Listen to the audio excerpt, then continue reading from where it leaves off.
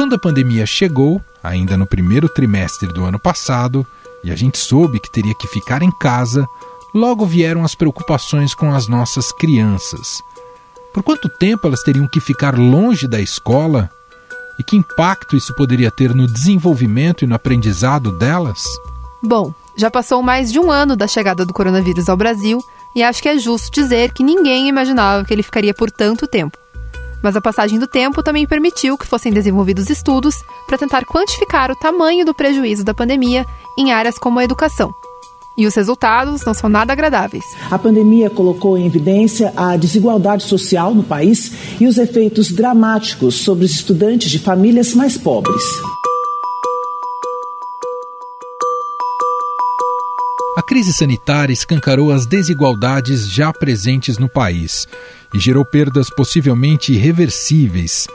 Dados do Unicef, que é o órgão da ONU para a Infância, e do CENPEC, o Centro de Estudos e Pesquisas em Educação, Cultura e Ação Comunitária, mostram que mais de 5 milhões de crianças e adolescentes ficaram sem aulas, sejam presenciais ou à distância. Isso representa 13,9% dos brasileiros entre 6 e 17 anos. Destes, 1,5 milhão não estavam sequer matriculados em uma escola. Outros quase 4 milhões de estudantes estavam matriculados, mas não tinham acesso às atividades escolares. Aqui, a gente ouve Florence Bauer, representante do Unicef no Brasil. Tem um esforço real de ir atrás de cada um deles, porque a gente corre o risco que eles não voltem.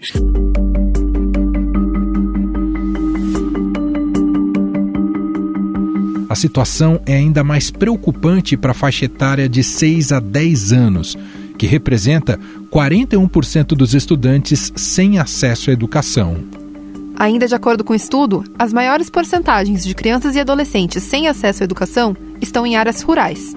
Cerca de 70% daqueles sem acesso à educação são pretos, pardos e indígenas. Isso coloca em risco o progresso que o país fez nos últimos anos na garantia do direito à educação.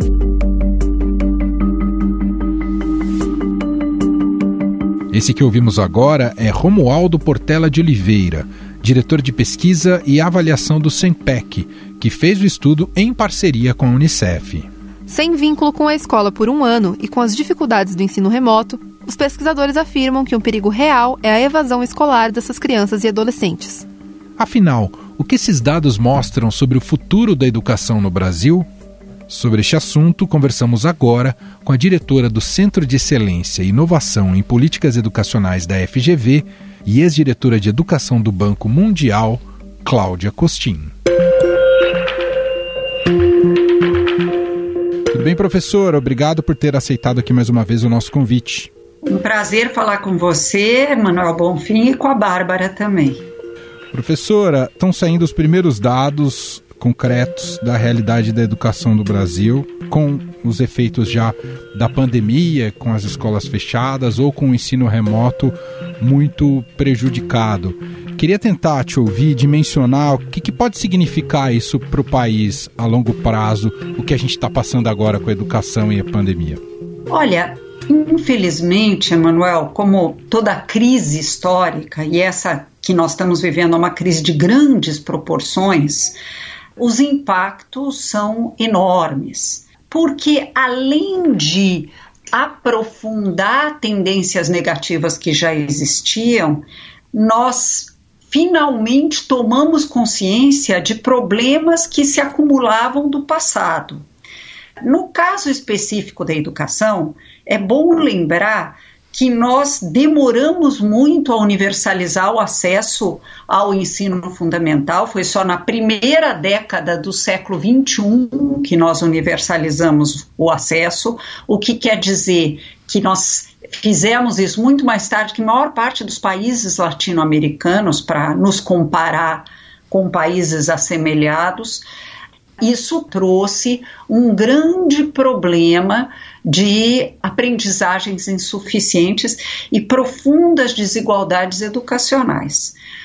O que a pandemia fez foi, por um lado, deixar isso mais claro e, por outro lado, aprofundar essas diferenças, porque uma coisa é uma criança que está um ano longe da escola, mas com cada filho naquela família com um equipamento, os pais em teletrabalho dentro de casa e, portanto, em condições de organizar um pouco os horários e espaços de aprendizagem daquelas crianças, conectividade, livros em casa, pais que tenham um repertório cultural variado e que comentam os fatos correntes. Outra coisa são famílias em que, apesar das crianças ainda serem pequenas, os pais saem para buscar alguma fonte de renda para alimentar aquela família e que tem um repertório cultural como todos têm, mas muito mais restrito às suas circunstâncias.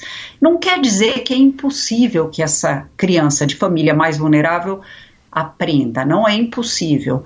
Muitas escolas e muitas redes mandaram cadernos impressos ou aulas na televisão ou no rádio, mas todos esses 3 mecanismos são assíncronos, ou seja, a criança tem que saber o horário da aula na televisão, ela assiste, ela fica com dúvida, ela esquece, ela não tem com quem tirar as suas dúvidas. E a ausência dos pais com crianças pequenas, que não têm ainda autonomia para aprender, torna isso tudo um grande caos. Então, de fato, o que essas pesquisas mais recentes pegaram foi o resultado de um processo previsível, porém mais complicado ainda porque nós não tivemos a coordenação nacional pelo Ministério da Educação, como aconteceu em outros países, inclusive em repúblicas federativas, de todo esse esforço de mitigação de danos, porque é isso que é a aprendizagem remota, a aprendizagem em casa. Não é que vai resolver, que vai se substituir a escola, mas é uma mitigação de danos fazendo com que as perdas de aprendizagem não sejam tão grandes quanto seriam se nós não fizéssemos nada. Professor, e como você bem disse, a pandemia serve para escancarar certas desigualdades. Nesse próprio estudo, a gente vê que os impactos foram muito diferentes entre crianças de diferentes regiões, crianças que vivem em ambientes urbanos, ambientes rurais, crianças pretas, crianças pardas, crianças indígenas. Isso gera um prejuízo ainda maior quando a gente pensa que a gente devia estar caminhando para construir uma educação mais igualitária, não é? Quais são os impactos que isso pode ter no nosso futuro? É bom, Bárbara, lembrar que o Brasil foi signatário dos Objetivos do Desenvolvimento Sustentável e um deles é específico sobre educação e diz exatamente que nós vamos assegurar que todas as crianças e jovens tenham acesso a uma educação de qualidade e equitativa e promover oportunidade de aprendizagem ao longo da vida para todos. Mas, concretamente, a questão da equidade, ela é central para um país como o Brasil. É uma questão de assegurar direitos para todas as crianças e jovens, mas também é um interesse até de desenvolvimento inclusivo do país, porque em tempos em que capital humano é tão importante, em que a economia demanda conhecimento e habilidades bem mais sofisticadas, você excluir uma parcela grande da população, você deu um exemplo que aparece no relatório da Unicef, os negros, os pardos, os indígenas que estão representados de maneira mais importante no grupo que não teve acesso às aulas remotas ou que está completamente desligado de escolas. Nós vamos pagar um preço não só por conta de cada uma dessas crianças e jovens, mas como país, por esse trabalho não feito e por esse aprofundamento das desigualdades educacionais que já eram grandes. Por que, professora, a reparação é tão difícil e tão demorada na área educacional? A gente tem uma interrupção por causa da pandemia, mas já se fala aí de perda de 10 anos, 20 anos, de décadas, perda geracional. Por que é essa lógica quando a gente trata de tentar recuperar na área educacional? É importante entender que o Brasil fez um esforço, sim, ao longo dos anos para tentar melhorar a aprendizagem. Depois que a gente demorou tanto para colocar todos na escola, nós nos atentamos para o fato de que era importante monitorar a aprendizagem, avaliar se ela está acontecendo como esperado para poder fazer ações corretivas, se necessário, mais ou menos na segunda metade dos anos 1990. E aí passamos a criar o sistema de avaliação do ensino básico, que foi fundamental. O INEP teve um papel muito importante nesse processo e começamos, a partir de 2005, a avaliar a aprendizagem no 5º ano, no 9º ano e no 3º ano do ensino médio de todas as escolas públicas e de escolas particulares por adesão. E a gente constatou uma coisa interessante. Desde 2005, o 5º ano do ensino fundamental vem melhorando. A passos não tão rápidos quanto eu gostaria, mas vem melhorando. É uma avaliação que é feita a cada 2 anos. Nas 5 últimas edições, o 9º ano também melhorou. O 3º ano do ensino médio vinha estagnado num patamar muito baixo, mas na avaliação de 2019 também melhorou e dessa vez deu um salto. Ou seja, alguma coisa de certo nós estávamos fazendo que estava levando a um aumento da aprendizagem. O que vai acontecer agora é que nós vamos voltar, como mostrou a prova que o CAED, que é o instituto que avalia qualidade da educação da Universidade Federal de Juiz de Fora, fez, é que no 5º ano, em São Paulo, que tentou fazer uma resposta educacional à Covid muito competente, os meninos em matemática voltaram ao patamar de 11 anos atrás. Mas nós já aprendemos como recuperar aprendizagens. Eu vou olhar também para o copo meio cheio, não só para o copo meio vazio. De alguma maneira, nós já sabemos avaliar a qualidade. Ao saber avaliar a qualidade, nós conseguimos, se houver boas políticas públicas, montar um sistema de recuperação de aprendizagens potente, que vai prestar atenção nas crianças que não se alfabetizaram, as crianças que não dominaram alguns conhecimentos de matemática, como foi constatado. Como é que eu reponho isso numa volta às aulas que vai ser híbrida? Mas nesse meio tempo, durante a pandemia, nós aprendemos a usar equipamentos para um processo de ensino remoto. A gente fala muito da falta de conectividade, mas é importante observar que, por exemplo, no Maranhão, um dos estados mais pobres da federação, 61% dos alunos de ensino médio estavam consistentemente na plataforma, interagindo com seus professores. Quer dizer, há soluções possíveis, vai levar, sim, anos, mas nós temos caminhos para a reconstrução, porque, como você disse, Emanuel, leva tempo para reconstruir. A pior coisa que a gente pode fazer é ficar com medo desse tempo que vai levar e querer buscar uma bala de prata que resolva magicamente todos os problemas. Nós vamos ter que ter boas políticas públicas, trabalho muito duro e sério para recuperar essas aprendizagens, mas não é impossível.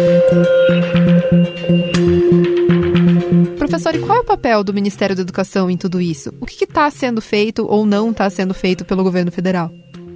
Olha, infelizmente, durante 2/3 do tempo de escolas fechadas, as escolas foram fechadas entre o dia 11 e o dia 15, mais ou menos, de março do ano passado, o Ministério da Educação não fez praticamente nada. O que seria o papel do Ministério da Educação? Primeiro, eles deveriam estabelecer a estrutura a partir do qual a resposta educacional à Covid deveria ser dada, e em diálogo com estados e municípios, mas em cima da qual cada estado, cada município organiza as suas coisas. Felizmente, a despeito do Ministério da Educação entender durante a maior parte do tempo que não era seu papel coordenar sequer a política educacional brasileira, nós conseguimos, por meio do CONSED, que congrega os secretários estaduais de educação, e a Undime, que congrega os secretários municipais, eles ocuparam esse espaço abandonado pelo Ministério da Educação e começaram a trocar figurinhas entre secretários. Alguns secretários foram mais rápidos nessa ação, naturalmente São Paulo foi um deles, mas o Maranhão foi muito rápido também, e o Paraná que, por ter uma população incluída digitalmente maior, conseguiu fazer um trabalho de gente grande na resposta educacional à Covid. Mas temos que lembrar que a maior parte dos municípios tem 5 escolas ou menos, não é que tem uma sede de Secretaria de Educação que pode organizar isso. Então, nesse sentido, acertou, por exemplo, o Espírito Santo, que fez um regime de colaboração com os seus municípios para a resposta educacional à Covid. O Ceará fez a mesma coisa, Pernambuco fez a mesma coisa. Então, houve alguma ação importante a despeito da ausência do Ministério da Educação. Agora, o que é mais confuso é que a decisão de voltar presencialmente às aulas e o como voltar, normalmente é feita em parceria pelo Ministério da Educação com o Ministério da Saúde dos países em foco. Durante a maior parte da pandemia, e eu acho que até agora, em grande sentido, nós não temos nem ministro da Educação, nem ministro da Saúde. Muito bom. Nós ouvimos Cláudia Costin, diretora do Centro de Excelência e Inovação em Políticas Educacionais da FGV. Sempre muito bom conversar com a senhora. Professora, muito obrigado pela entrevista mais uma vez. Eu é que agradeço. E se eu posso falar uma palavra final, Bárbara e Emanuel, claro. Que nunca mais um político, líder de governo, possa dizer que os professores não gostam de trabalhar ou não trabalham, porque isso é uma grande mentira.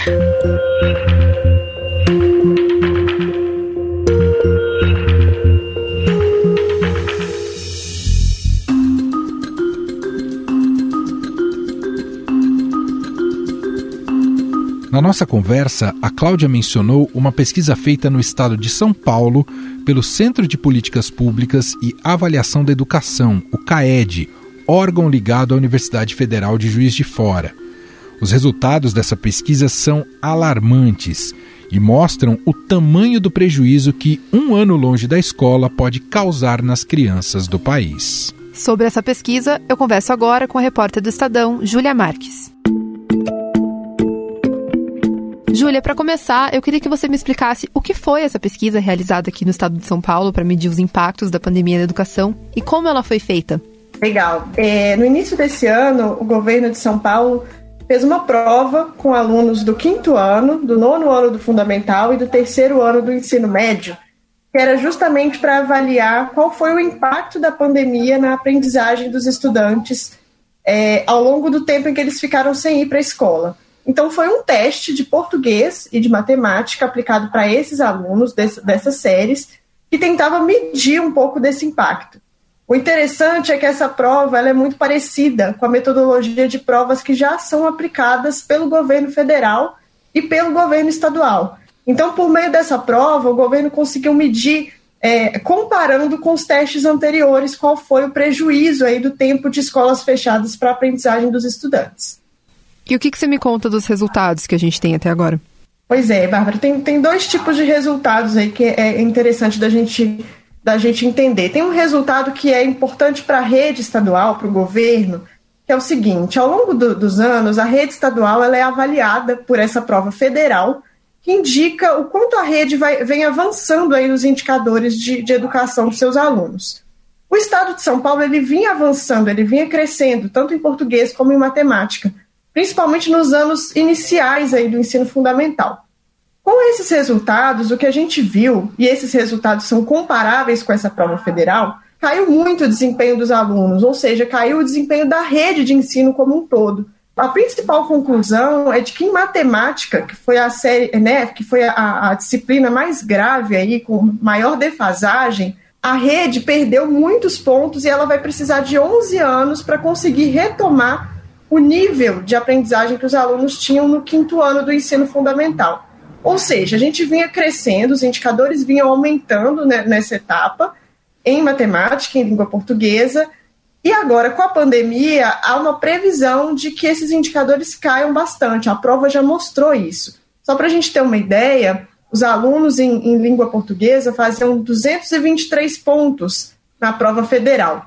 Nessa prova estadual, aplicada agora no início de 2021, eles fizeram 194 pontos. Em matemática, a queda é ainda maior.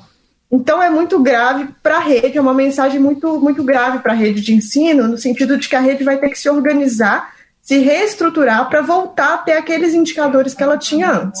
Agora, ainda mais desalentador, eu diria, é pensar que um mesmo estudante do terceiro ano, quando ele estava no terceiro ano do ensino fundamental, ele tinha 8 anos de idade, esse mesmo estudante ele foi avaliado por essa nova prova agora, aplicada no início do ano.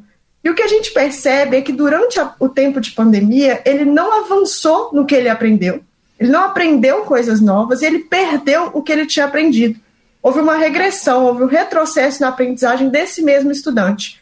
Ou seja, o aluno ele não consolidou o que ele tinha aprendido no terceiro ano, entrou o momento da pandemia, ele não aprendeu coisas novas e agora ele tem um desempenho, ele está no 5º ano, mas ele tem um desempenho ainda pior do que ele tinha quando ele estava no terceiro. Então, no nível individual de aluno é muito grave, né? A gente vai ter alunos aí que estão em níveis muito, muito abaixo do esperado, e isso é muito sério, porque um aluno que ele tem um desempenho ruim em matemática e língua portuguesa, significa que ele vai ter mais dificuldades em leitura e até nos outros conteúdos de matemática, porque ele ainda não aprendeu o básico. Júlia, e o que o governo do estado de São Paulo e a Secretaria Estadual de Educação pretendem fazer para correr atrás desse prejuízo? Pois é, Bárbara, a grande questão agora, né, é pensar em como recuperar essas aprendizagens. Isso tem que estar no foco não só do governo de São Paulo, e aí é um alerta interessante, porque se o governo de São Paulo, que conseguiu, com muitos erros e acertos, com dificuldades, mas conseguiu estruturar o ensino remoto para toda a rede de ensino, teve resultados tão ruins, a gente pode imaginar que outros estados tenham resultados ainda mais difíceis, né? Então, todos os estados, incluindo o estado de São Paulo, têm que agora elaborar seus planos de recuperação de aprendizagens. No estado de São Paulo, o secretário de Educação, Rocieli Soares, tem focado muito, tem batido muito na tecla de que a escola tem que estar aberta. Isso é verdade, a escola aberta, a escola fechada contribui muito para essa dificuldade de aprendizagem, mas não basta só a escola estar aberta, né? A gente tem que colocar um foco aí na recuperação das aprendizagens com professores de reforço, aumento da carga horária nas escolas, aumento da carga horária também no ensino remoto, porque a gente sabe que muitos alunos ainda vão continuar nas aulas online, até porque o plano São Paulo de retomada das atividades prevê, num primeiro momento, só 35% dos alunos em sala de aula. Então, há uma série de projetos e propostas nesse sentido. Por enquanto, o governo do estado contratou professores extras para essas aulas de reforço e planeja contratar mais professores, mais 10 mil docentes ainda podem ser contratados para essas ações de recuperação das aprendizagens. O governo também deve fazer uma repriorização do currículo, que significa colocar o foco naquilo que é essencial de aprender. Então, os alunos vão passar a aprender, né? Vão ter ali um reforço para aquilo que não dá para deixar de aprender, para aquilo que é essencial para que ele continue avançando. E no Centro de Mídias, que é a plataforma do governo estadual para as atividades remotas, há a previsão de uma expansão da carga horária diária, ou seja, os alunos vão ficar mais tempo nas atividades remotas para conseguir recuperar algumas atividades. Uma coisa interessante que eles anunciaram também é o plano de que no Centro de Mídias, né, nessa plataforma digital, existam professores para orientar grupos menores de alunos, como tutores de grupos de alunos de 8, 10 alunos, porque uma das críticas dos pais, dos estudantes, é de que o Centro de Mídias é uma plataforma para milhares e milhares de estudantes e que não havia um vínculo do aluno com o seu professor. Bom, a gente ouviu Júlia Marques, repórter de Metrópole do Estadão. Muito obrigada, Júlia, novamente por conversar com a gente. Obrigada, Bárbara. Um abraço. Estadão Notícias.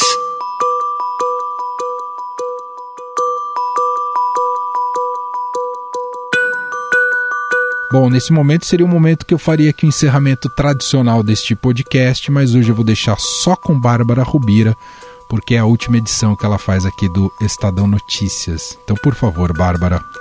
Vamos lá. O Estadão Notícias dessa segunda-feira vai ficando por aqui.